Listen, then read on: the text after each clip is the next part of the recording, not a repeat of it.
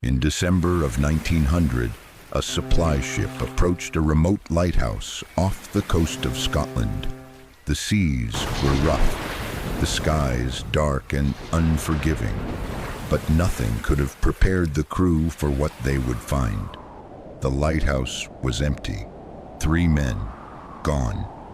No signs of struggle, no message, no explanation. This is the true story of one of the greatest unsolved mysteries in maritime history. The Flannan Isles are a cluster of 7 rocky islands in the North Atlantic Ocean, about 20 miles off the western coast of Scotland. The largest of them, Island Moor, is barren, windswept, and constantly battered by the sea. No one lives there. No one stays there, except lighthouse keepers. In 1899, a lighthouse was built atop the island to help passing ships avoid the dangerous reefs. It was a technological marvel for its time, 88 feet tall, visible for miles, but it was also a lonely post, and in winter completely cut off from the world. By December 1900, 3 men were assigned to the Flannan Isles station. James Ducat, age 43, was the principal keeper, a veteran with years of experience and a reputation for discipline. Thomas Marshall, age 28, was his second in command, young but capable, reliable under pressure, and Donald MacArthur, 40, was an occasional keeper filling in for a man on leave, known for a fiery temper but also for his dedication. The job wasn't easy. Waves crashed against the cliffs with terrifying force. The wind never seemed to stop, and the fog, thick, blinding, ever-present. The men lived in isolation for weeks at a time. 3 small rooms, a kitchen, a watchroom. Their routine was strict: lighting the lamp, recording weather, maintaining equipment, writing daily logs, keeping each other sane. They were supposed to be relieved on December 20th, but a storm delayed the supply ship, the Hesperus, until the 26th.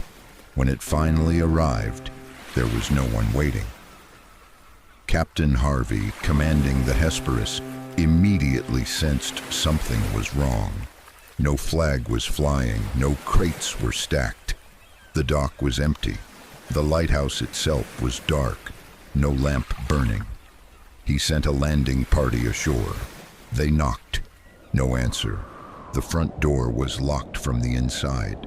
When they forced it open, they stepped into a scene that was ordinary and yet deeply unsettling. The clock on the wall had stopped. The fire in the grate had gone out. 2 sets of oilskin coats hung neatly on the hooks. The third was missing. Beds were made. Dishes were left on the table. A chair had been knocked over, as if someone had left in a hurry.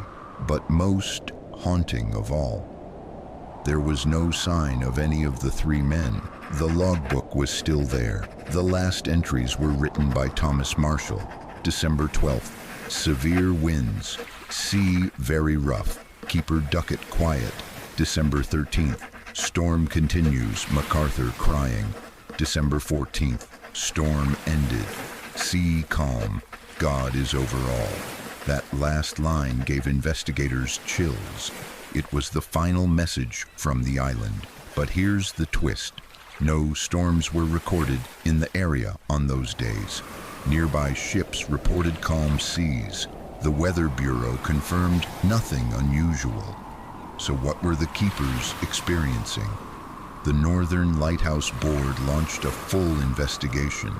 They found signs of storm damage, rails bent, a box torn from its mount, a massive log washed up 100 feet above sea level. But none of it could explain why 3 experienced men would abandon their post. Together, the official conclusion? That 1 man may have gone out to secure equipment during rough weather. The second followed to help. And the third, worried for his friends, left the safety of the lighthouse and was swept away too.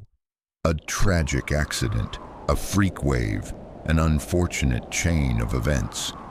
But many people weren't satisfied with that explanation. Alternative theories began to spread. Some believed a fight had broken out, possibly involving MacArthur, known for his temper. One man kills the other two. Realizing what he's done, he throws himself into the sea.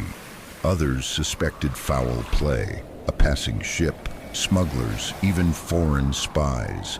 And then came the supernatural theories: a sea monster, ghosts, an ancient curse, a portal to another world. Of course, none of these were ever proven, but they captured the public imagination. Even poet Wilfred Wilson Gibson wrote a haunting poem in 1912. 3 men alive on Flannan Isle, who left their posts, then vanished, while the light still shone, undimmed, alone upon the stormy sea. Over the decades, the Flannan Isles have become a symbol of isolation, of mystery, of how little we still understand about the sea and the human mind. The lighthouse is now fully automated, no keepers, no risk, no one to disappear. But the story remains.